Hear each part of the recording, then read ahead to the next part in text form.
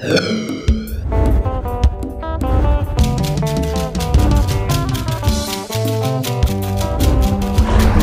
anetele yobatyo Robentele de sele de kine de wuru de kine batyo mo bentele wuru banana mo bentele tare la bekile mo bentele mangu makile mo bentele sasa boka monene boketo za makambo sasa boka monene boketo za makambo.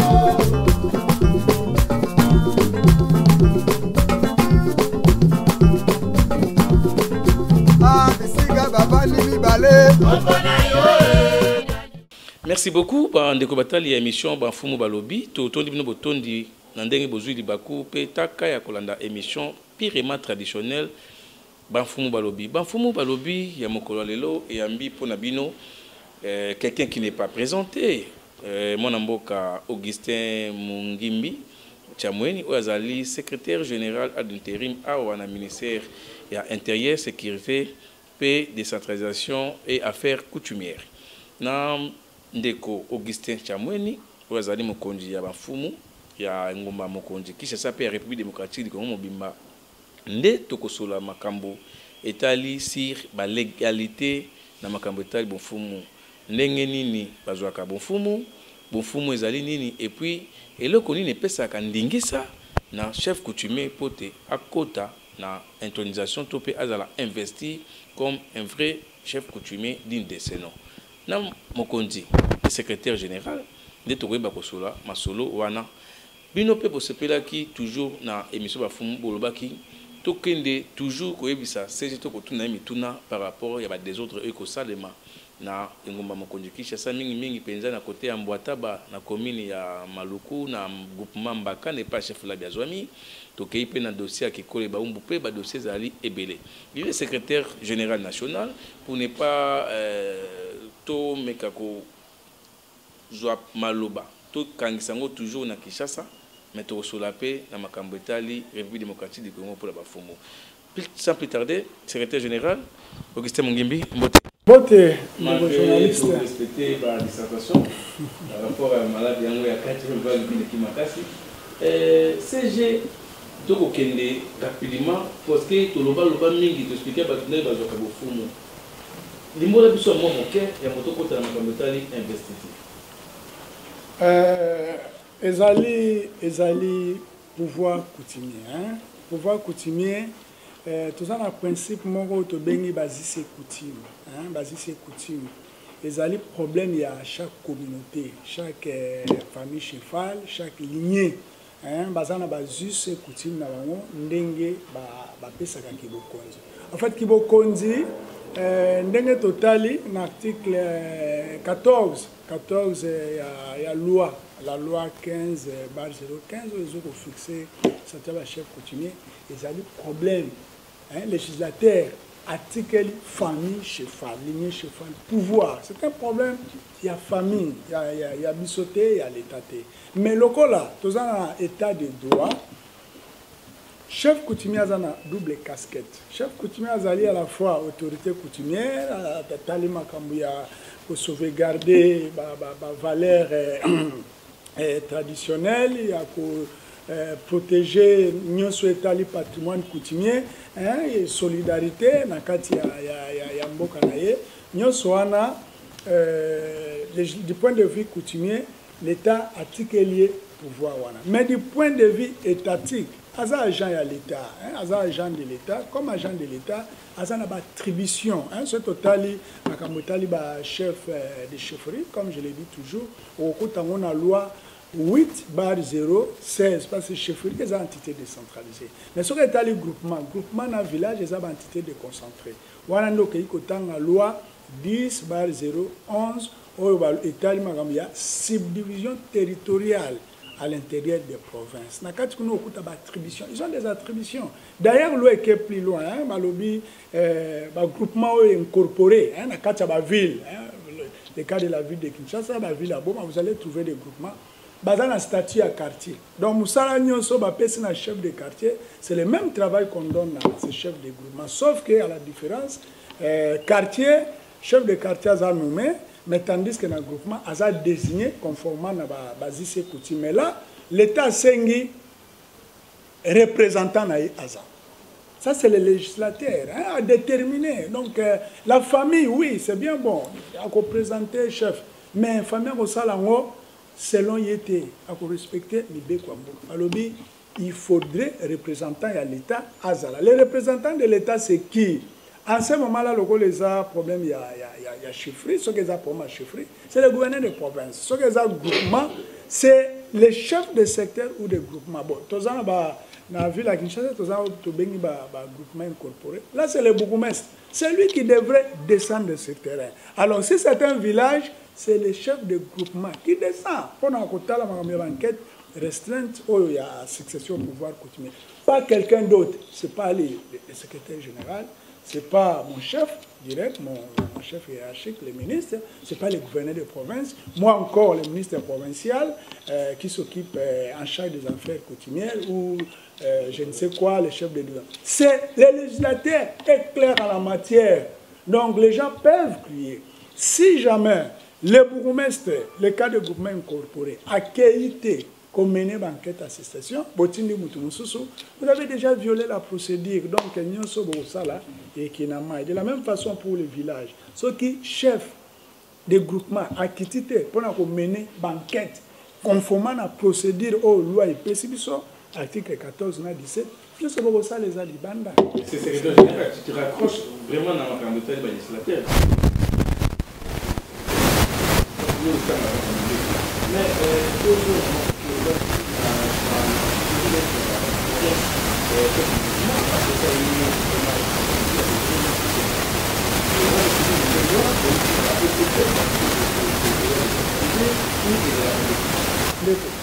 ils ont déjà communiqué, loi 15, depuis Mboulani, va bar 015, fixant les statuts chefs coutumiers, le 25 août 2015.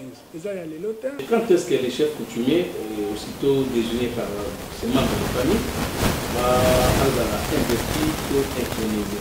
Tout dans l'intronisation et juste comme un système d'investissement. Oui, merci. En fait, il y a un problème, il y a chaque lignée. Il y a un problème, il y a chaque communauté. Tu le dis bien, il y a des Kambouya, c'est coutume. Il y a des règles comme obligatoire dans la communauté. Les choses se passent comment? Vacances, c'est salam.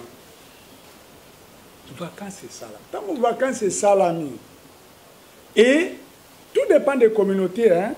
Au coup de la communauté,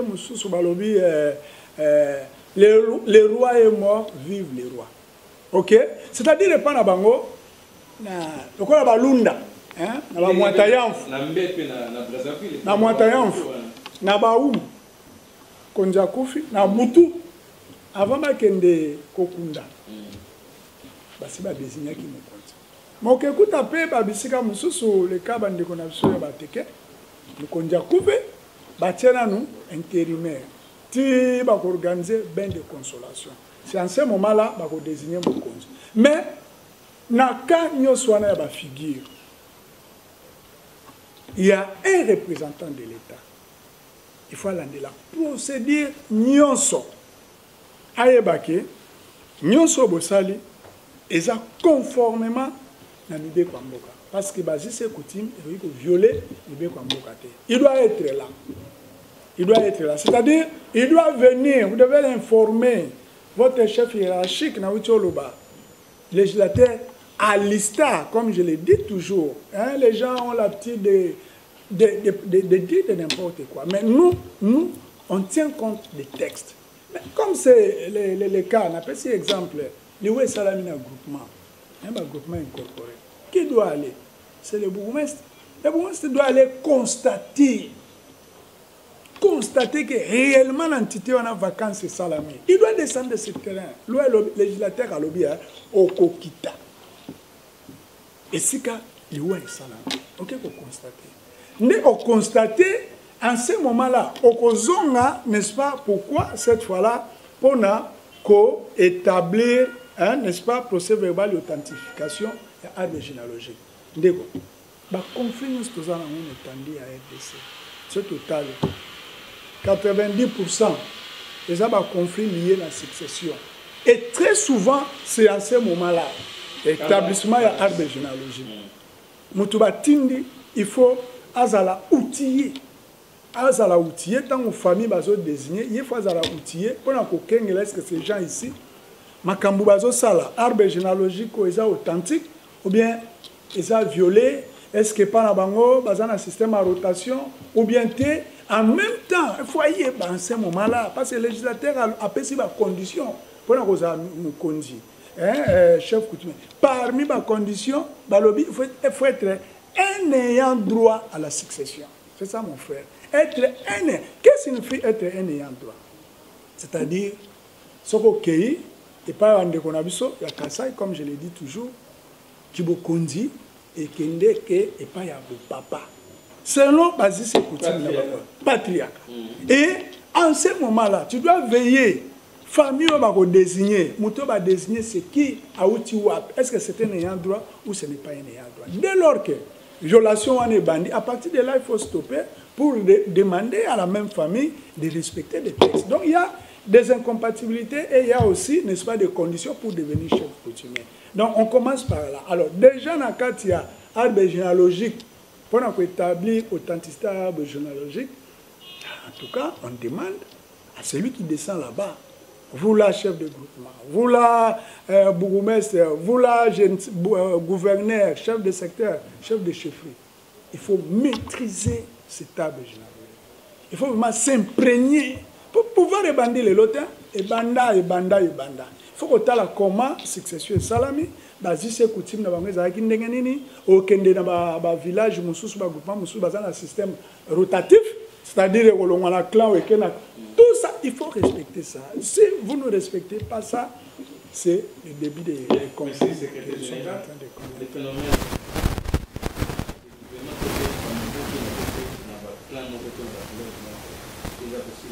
c'est partout. Malgré la chasse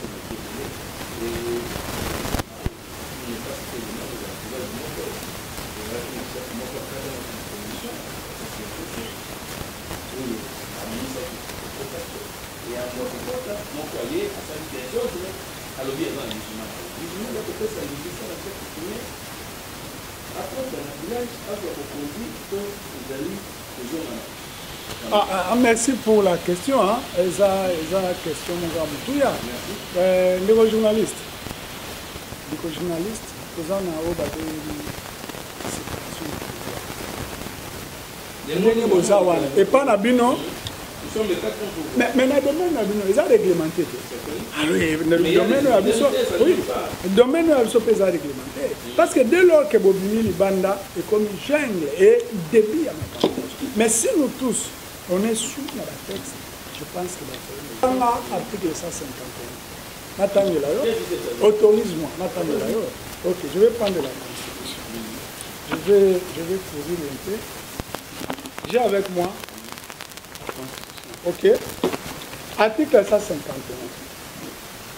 Le pouvoir exécutif ne peut donner d'injonction au juge dans l'exercice de sa juridiction, ni statuer sur les différends, ni entraver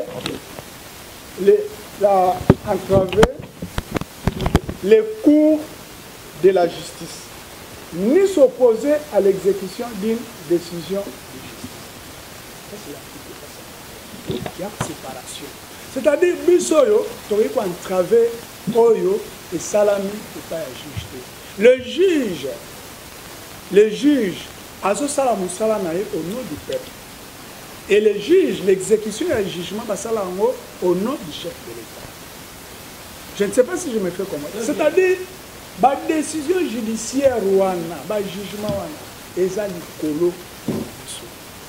tout ce que les juges font, un juge a eu décision. Nous, on doit exécuter. Parce qu'il y a une séparation de pouvoir. Mais qu'est-ce qui se passe? Loi Nabiso 15, loi Oyo. Et puis, cette possibilité, dans le pouvoir exécutif, il y a créer une commission. C'est-à-dire, pour les législateurs, on sous-entend que les chefs, ils peuvent mieux, n'est-ce pas, statuer sur la contentieux. Alors, en ce moment, qu'est-ce qui va se passer? Nous avons mis sur pied des commissions à travers le pays, au niveau à secteur chefferie, mais à niveau provincial, mais à niveau national. D'ici là, peut-être nous allons constituer toutes ces commissions. Et la commission peut statuer sur un dossier donné, un contentieux, c'est-à-dire saisir commission, gouverneur des provinces à constater, ce que la commission provinciale a constaté qu'il y a des problèmes au niveau de la groupement sonore. Il va prendre de l'ordre de mission. C'est une commission petit secteur. Commission a statué, commission a joué sentence. Au regard, n'est-ce pas, il y a réalité ou il y a reflété sur le terrain. Qu'est-ce qui va se passer? Mais la commission, c'est une commission consultative. Ce n'est pas une commission, ce n'est pas un organe de décision. Ça rapport pas à Nani, pas à gouverneur. Juste à ce que le gouverneur va notifier. Mais c'est le journaliste. Toute sentence, au évidemment la commission, que ce soit Mouyana. Mais c'est le journaliste. Ceux qui va notifier. Je vous dis ceci. Donc ils sont tous dans Je vous dis ceci. Je vous dis ceci. C'est une commission consultative. Mais sage. Ils ont consulté par rapport à un problème donné. Et Yano, par rapport à la sagesse na bango, et voilà, nous sommes constatés, les alliés, M. Christian, Yende, enseignant les amis. Barozwa, rapport, Bazoum Miseli, Mukondiwana. Pour le cas de la commission provinciale, les patrons de cette commission, c'est le gouverneur. C'est lui qui notifie la personne à notifier. Et pour notifier, le gouverneur à son tour attend 30 jours. S'il y a recours ou s'il n'y a pas recours. Voilà, c'est ce que je veux dire. Quand on a eu le monde qui est en moins, au lobby, ce qui commission, parce ici, après la commission CCRC, après 30 jours, après la commission nationale, au moment où la commission nationale est jusque là, pour mettre en sur pied. Non, non, laissez-moi évoluer. C'est-à-dire quoi? Papé, si il y a un délai à 30 jours, à dater, il y a une notification, donc voilà, tu as les cambous, tu constates que les alliés ont la notification, au jour, il y a moto à c'est-à-dire, mais la commission. Quand vous dites la notification, c'est-à-dire, vous parlez au gouverneur. C'est-à-dire, la commission. Tant que même si sentence, ça signifie oui, c'est-à-dire tant que membre basili si musala, balobi a daté à l'élo, tu constater par l'abisso dans tel village chef eza Christian. Mais ça signifie que voilà dans le camto kataki yo zuite yo mto ozui et bango basuki musala comme ce suka kawana basa isusu na ngoko mususu a jouer te. Il doit prendre ces rapports là. Il doit transmettre ces rapports-là à qui des droits, c'est qui? L'autorité compétente, c'est qui? Comme c'est une commission provinciale, c'est le gouverneur de province. C'est lui qui, à son tour, attend 30 jours, parce qu'il va accorder yo, ndekonanga oyo, on se sentir les uns à problème, bah accorder, bah payer 30 jours. On a 30 jours on au taliban, je n'ai pas aimé par rapport à ça et ça et ça, au pays argument na yo, au commet du gouverneur. En ce moment-là, le gouverneur ne va pas notifier. Qu'est-ce qu'il va faire à son tour? À ce dossier, on a atteint la commission Ezali supérieure. Mais dès lors que... Laquelle commission supérieure? Au niveau national, c'est au niveau national. Nous sommes en train d'évoluer très rapidement.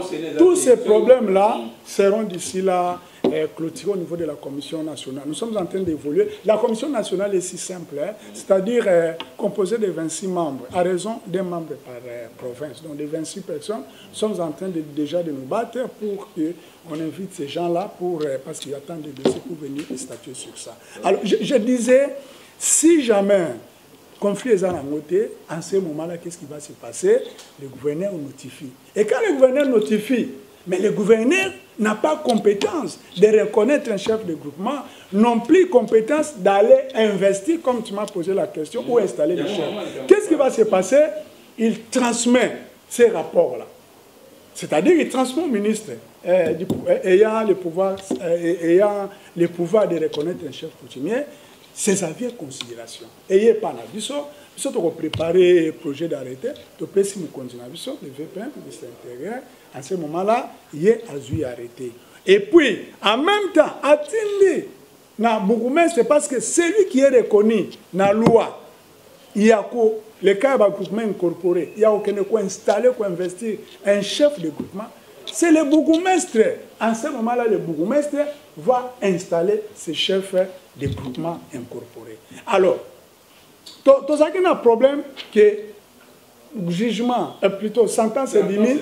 Oui, il n'y a aucun problème. Aucun problème, mais sans notification. Non, c'est-à-dire, dès lors que le gouverneur n'a pas encore notifié, à ce moment-là, il n'y a aucune décision n'est prise. Parce que, juste à ce que le gouverneur va notifier. Il se peut que le gouverneur a eu le temps en train de voir un peu comment les choses se sont passées.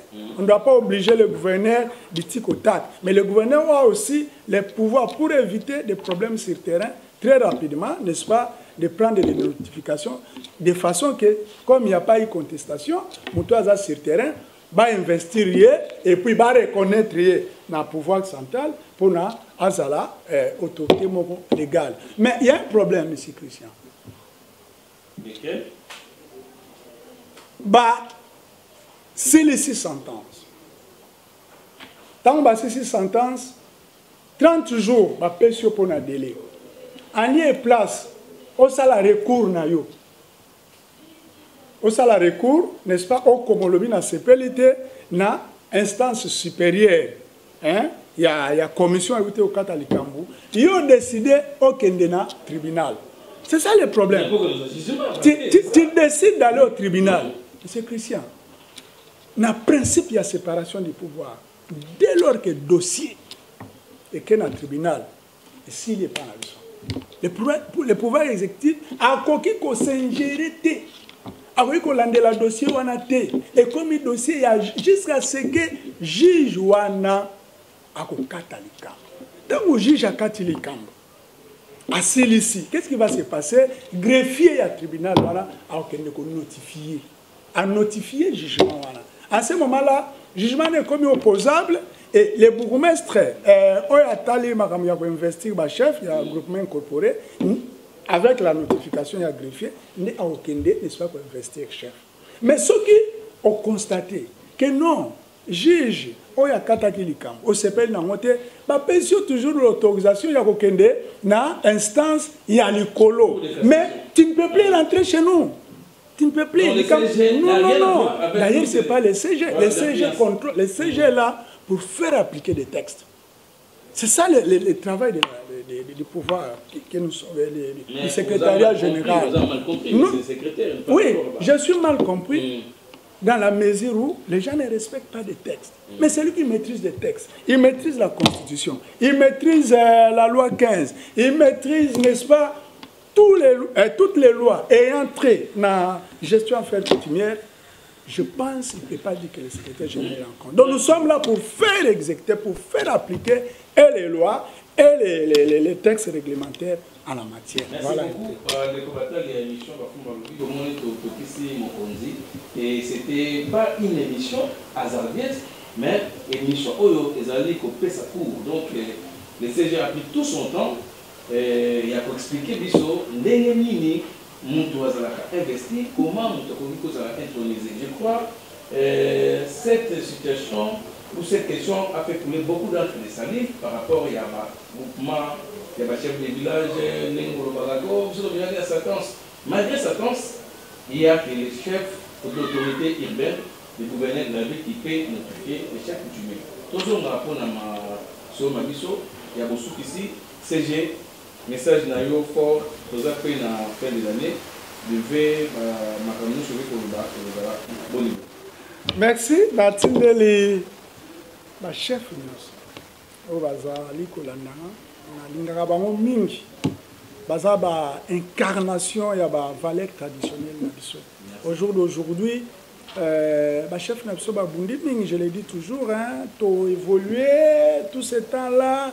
La traite négrière, colonisation, ainsi de suite, ce sont ces chefs qui ont fait que tout ça là, n'a pas racine au yabiso. Donc, n'a pas ça le kumu mingi, tout ça vraiment lié n'a pas. Mais ce que nous allons demander aux chefs, tout respecter les béco.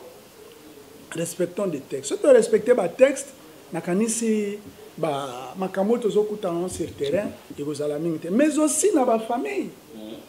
La famille, la famille chez nous avons besoin de la cohésion. Pour ça, la famille, pour pouvoir continuer. Mais non,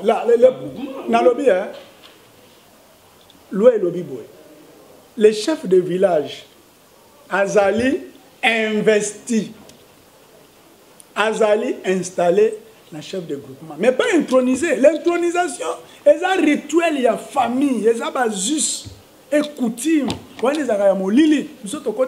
Ça, c'est la famille. La famille pour l'initier. Donc, comme je le disais une fois de plus, na remercie au Mingi, na zo senga pe na bino bandeko ba journaliste, vulgarisation, ko polisa moto te, to sangisa batu, to vulgariser, mon peuple est péri par manque de connaissances, tu vois, tout ça, ce qui mutaza na hote na mutu, il y a des à la base, il y a nyoso ba. On peut être mal compris, mais ce qui importe pour nous, c'est un texte et ça tout le a 2 ans de distance, vous serez invité dans ça l'Apocalypse si tout va bien le 18 avril. Ok. Et un mot par rapport au message de ça. Alors, je vous félicite, je vous félicite, M. Christian. En fait, aux ça, l'état civil, la vulgarisation, il y a un texte. Je vous ai suivi la fois passée avec un monsieur qui a très bien parlé là. C'était vraiment ma joie. J'étais où? J'étais à Kolwezi. Je vous suivais à partir de Kolwezi. J'étais vraiment dans mes états. Une fois de plus, merci. Merci beaucoup. Wana Zalaki pour Abino. Mon amboka Augustin Mungimi Chamweni, le secrétaire général AI au ministère des Affaires coutumières. Yende appelle ça Kibiso Penda ma Cambunion soit éclairé, c'est ça Kibiso.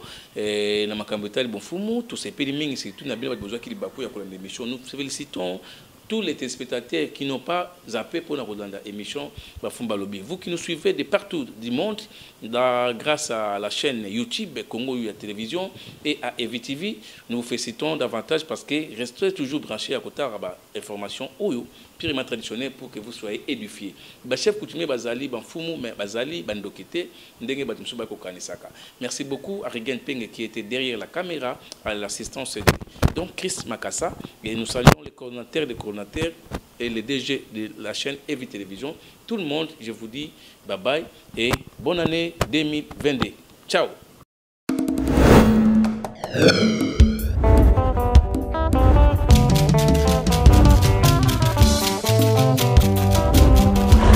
Ndo anetele yobatio Robin Tele de Sele de Kine de Wuru de Kine batio mo bense Kisasa mboka monene moketo na makambo Kisasa mboka monene moketo na makambo